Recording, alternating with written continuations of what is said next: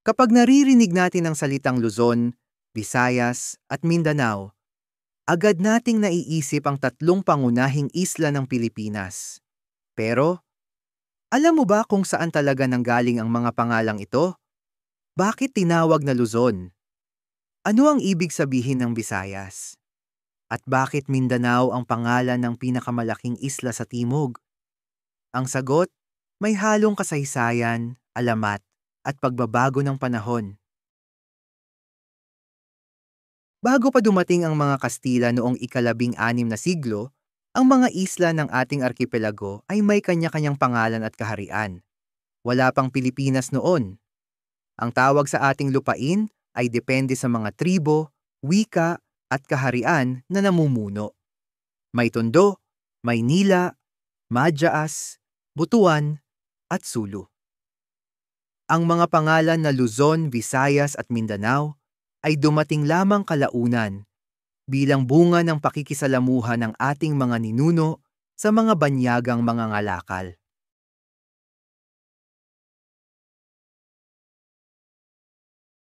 Ayon sa mga historiador, ang salitang Luzon ay nagmula sa salitang lusong. Ang lusong ay isang malaking kahoy o metal na ginagamit sa pag-iik ng palay, isang sagisag ng agrikultura at kasaganahan. Ang lugar ng Maynila at Tondo noon ay kilala bilang kaharian ng Lusong o Lusong Kingdom, isang makapangyarihang kaharian sa hilagang bahagi ng arkipelago. Sa mga lumang tala ng mga Tsino, tinawag nila ito bilang Lusong o Lusoong. At nang dumating ang mga Kastila, ang Lusong ay naging Luzon. Kaya kung tutuusin, ang Luzon ay hindi lang pangalan. Ito ay simbolo ng kasipagan at kabuhayan ng mga unang Pilipino.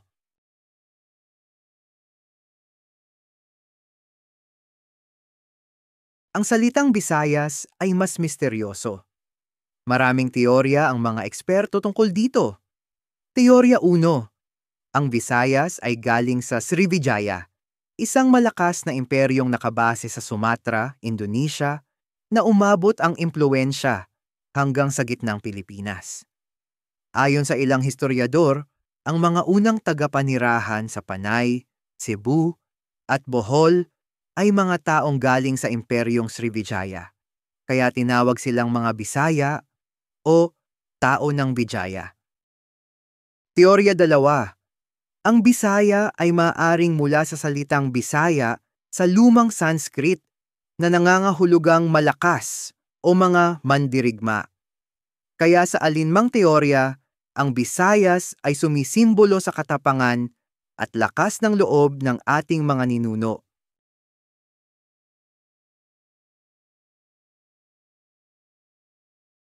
Ang pangalan naman ng Mindanao ay nagmula sa salitang Mindanao o Mindanao. Sa lumang wika ng Maguindanao, ito ay nangangahulugang lupa ng ilog o bansa ng mga tao sa ilog. Ang Danao ay isang lumang salitang nangangahulugang ilog, lawa, o tubig tabang. Kaya ang Mindanao ay literal na nangangahulugang lupain sa paligid ng tubig. Ang Mindanao noon ay binubuo ng iba't ibang sultanato. Sultanato ng Maguindanao, Lanao, at Sulu. Mga kahariang maunlad at may ugnayan sa mga Arabo at Malay. Kaya ang Mindanao ay hindi lamang pangalan. Ito ay pagkilala sa kabihasnan at karunungan ng mga Muslim na Pilipino.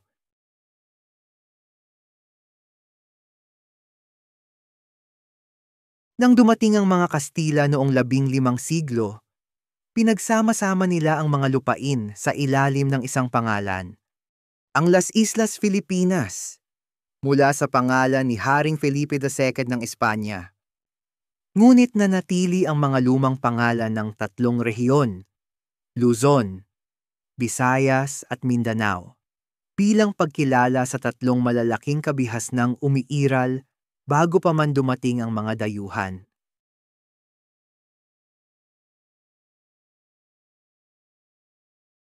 Kapag pinagsama mo, ang Luzon, Visayas at Mindanao ay parang kwento ng ating pagkatao bilang mga Pilipino. Luzon, kasipagan, at kabuhayan. Visayas, katapangan at lakas ng loob.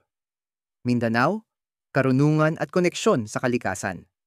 Tatlong pangalan, tatlong espiritu, ngunit iisang lahi. Kaya sa tuwing maririnig mo ang mga salitang Luzon, Visayas at Mindanao, tandaan mo, hindi lang ito mga lugar sa mapa, kundi mga buhay na kwento ng ating kasaysayan. Kung nagustuhan mo ang video na ito, huwag kalimutang mag-like, mag-subscribe, at i-hit ang notification bell para sa iba pang kwento ng kasaysayan at kababalaghan. Ito ang PH Fact Vault at hanggang sa susunod nating paglalakbay sa kasaysayan at kababalaghan.